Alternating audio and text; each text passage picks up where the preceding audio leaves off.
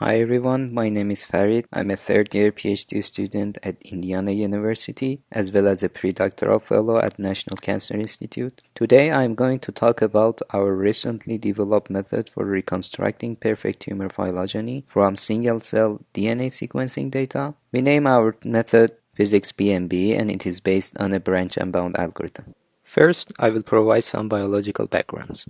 We all know that the cancer is an evolutionary process. Looking back in time, there were somatic mutational events that result in an emergence of the first cancerous cell.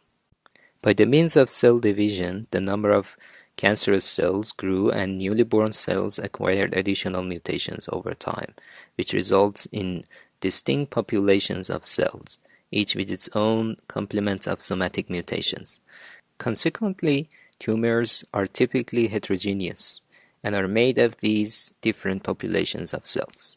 The heterogeneity provides the fuel for resistance either to the therapy or to the immune system. Therefore, an accurate assessment of tumor heterogeneity is essential for development of effective therapies. Single-cell sequencing provides high-resolution data that enables studying tumor evolution and heterogeneity at much higher details in comparison to what can be done from traditional bulk sequencing data. In the single-cell sequencing experiment, single cells are first isolated from the tumor, then their DNA is extracted, amplified, and sequenced.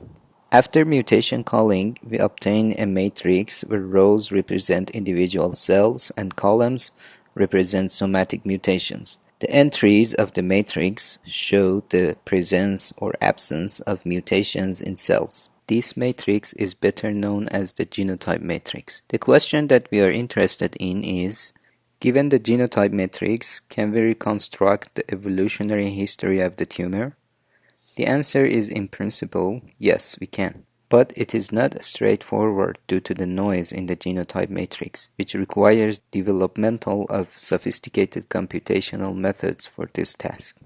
There are several types of noise present in the observed single-cell genotype matrix, and they include, first, false negative errors, where a mutation is actually present in the cell, but due to allele dropout or variance in the sequencing coverage in the genotype matrix, it is reported as absent in the cell. Second, false positive errors, where a mutation is absent in the cell, but in the genotype matrix, it is reported to be present. In addition, some entries contain no information about mutation presence or absence, and they are better known as missing entries. Their presence in the matrix is usually due to insufficient coverage at the mutated loci in the cell. The cell isolation technique might also generate doublets, where two or more cells are extracted and sequenced together. But we have computational tools like single-cell genotyper that can be used in input data preprocessing to eliminate doublets, so we don't consider them explicitly here.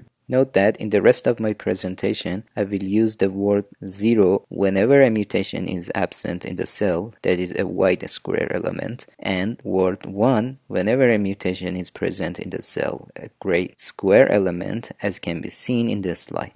There are several methods currently available for reconstructing tumor evolution from single-cell data. Some of them, like PhISCS, are based on the use of ILP and guarantee the optimality of the reported solution, while the others are based on heuristics or MCMC search. The existing tools work well for the smaller inputs, matrices of size 100 cells and 100 mutations. However, with the technological developments in single-cell sequencing, the sizes of single-cell genotype matrix are rapidly increasing, and to the best of our knowledge and based on our experience that will be presented later in the results section, they do not scale up well on such datasets in terms of the running time, especially these methods that provide guarantee of finding an optimal solutions. Tools that are based on MCMC sampling, theoretically and practically, usually require a huge number of iterations on a large instance to obtain such an optimal solution. These all motivated us to develop PhISCS-BnB, which stands for Phylogeny Inference using single-cell sequencing via branch and bound.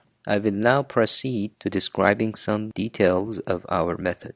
The history of tumor evolution can be represented by the perfect tumor phylogenetic tree, where the root is a normal cell, mutations are assigned to the edges, and single cell are associated with the tree nodes in a way that each cell originates from one of these nodes. Note that the word perfect refers to the so-called infinite size assumption, in which we assume that each mutation occurs at most once, and after it is gained in some cells, it's never lost in any of the descendants. In perfect tumor phylogeny, the set of mutations harbored by a given node equals the set of mutations present on the path from the root to the node. Using some of the well-known results, it can be shown that instead of searching directly in the space of trees for the tree that best matches our observed genotype matrix, we can instead search for the perfect phylogeny matrix that has the smallest distance to the input genotype matrix, and then the tree can be reconstructed from the perfect phylogeny matrix. I will later describe how the distance between the two matrices is computed. Here, perfect phylogeny matrix is any matrix which does not contain a triplet of rows and a pair of columns in any order with this conflict configuration. An example of a conflict is shown in this noisy observed matrix colored in red.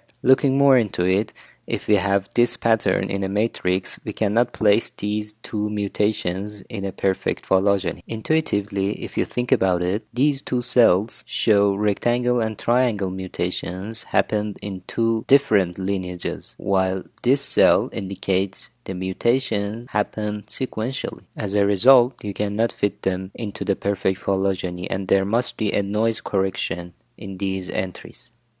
In addition to infinite size assumption, we also assume that false positive error rate in single-cell genotype matrix is very close to zero. There might exist some false positive due to the sequencing errors or errors in the PCR amplification, but overall, in most of the existing datasets, they have been estimated to occur at a very low rate. Later, I will also show you that on simulated data, our method is robust in cases where the input contains some false positive mutation calls. Given the input genotype matrix denoted as X, our objective is to find the minimum number of 0 to 1 flips, that is false negative errors, and to assign missing entries either to 0 or 1 in order to obtain matrix Y to remove all conflicts by doing error corrections. Note that we initially assign missing entries to zeros, but in the objective we do not consider any weight for them.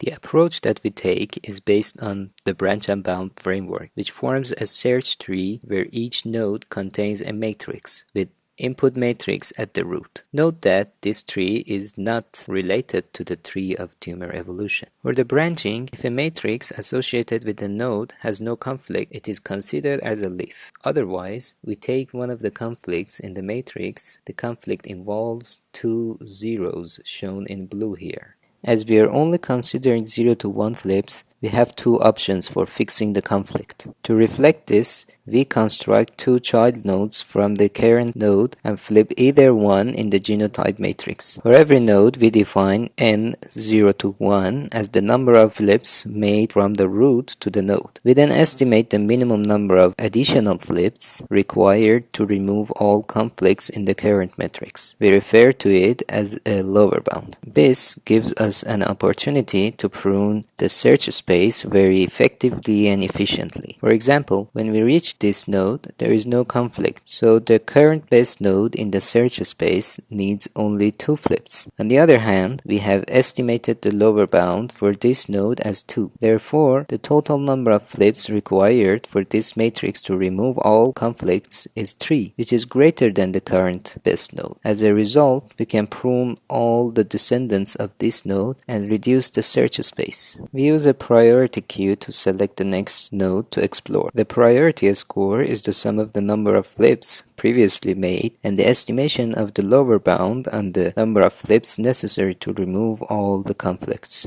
We came up with several different and broad lower bounding techniques. I will present three of them. The first one is a naive idea where we partition the columns of the matrix into pairs uniformly at random. For a pair of columns P and Q, if there is a 1, 1, we calculate the lower bound as the minimum number of 1, 0 and 0, 1 rows. We then add up these values to get the overall lower bound. The intuition behind this is that a conflict is defined for a pair of columns. Thus, we simply need at least the minimum number of 1, 0 and 0, 1 rows in this pair to remove conflicts. But we must not forget that we may introduce new conflicts between one of these columns and the others. So the lower bound gives us the estimate for the minimum number of flips required to remove all conflicts. We could use an alternative way of pairing columns, so if the same procedure is performed, we will get a higher lower bound that is better because the higher the lower bound, the more pruning can be done in the search tree.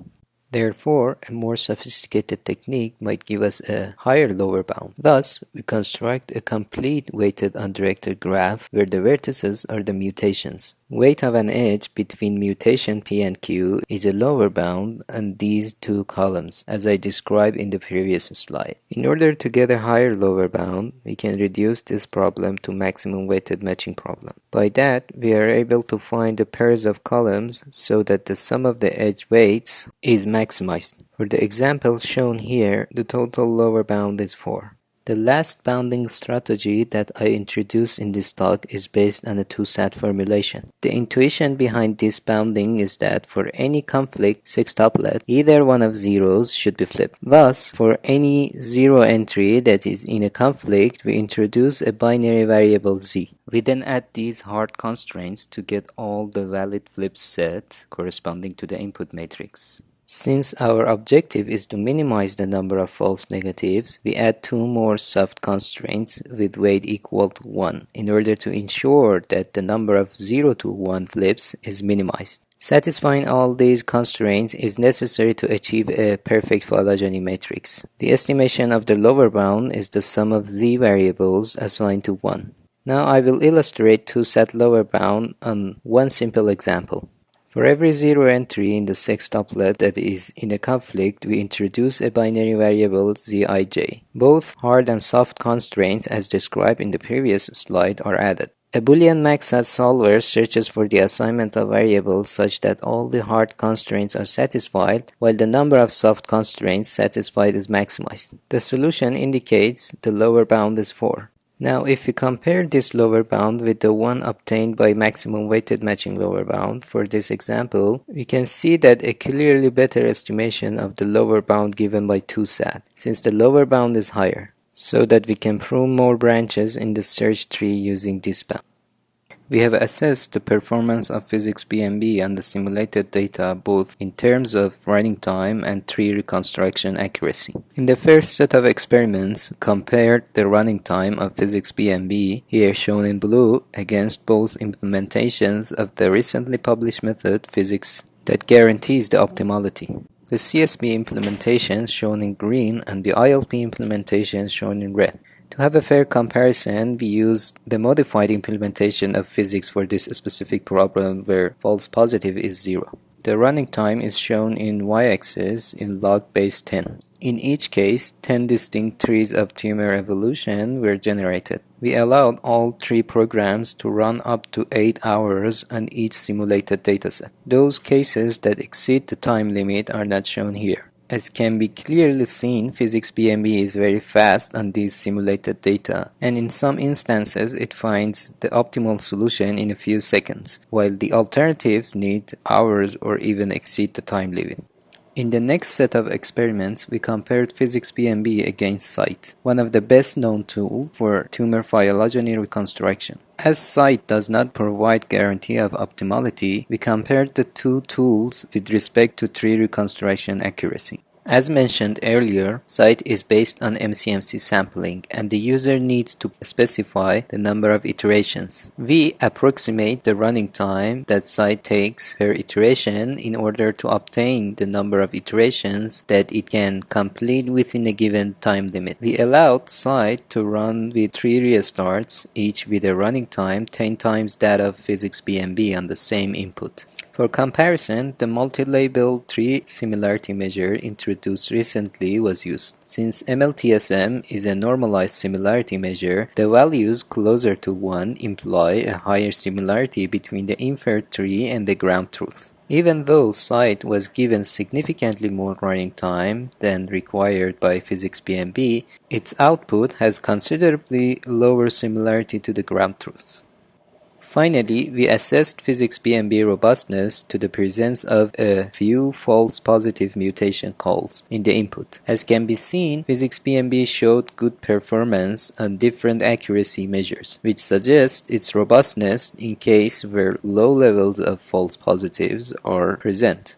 Now I will present some results obtained by the use of PhISCS-BnB on analyzing real sequencing data. Note that there is no gold standard ground truth for validating our tool on real data. Here we used a recently published data where 20 single cells were extracted from a melanoma cell line derived from spontaneous tumor induced by UV irradiation from a mouse model. Then these 20 single cells were cultured in vitro and whole exome bulk sequencing of each of the cultures performed. This makes it a suitable dataset to test PhISCS-BnB on because of the low false positive rate expected in this dataset. The tree inferred in the original study, shown in the middle, was derived by the use of non-private mutations only through clustering by the cyclone tool, which was followed by manual post-processing and filtering of some of the reported clusters, and finally phylogenetic tree was inferred by the use of CloneEvol, a tool that treats each single cell clone as a mixture of cell populations and aims to heuristically build a single joint tumor phylogeny. The tree inferred by PhISCS-BnB is shown in the right. With 20 single cell clones and 1225 distinct SNVs, we obtained the optimal solution in less than 2 hours. As can be seen, PhISCS-BnB inferred tree generally agrees with that from the original study, but is much more detailed with specific positions for mutations and cells in the tree topology. Furthermore, PhISCS-BnB results suggest subtle tree but important differences.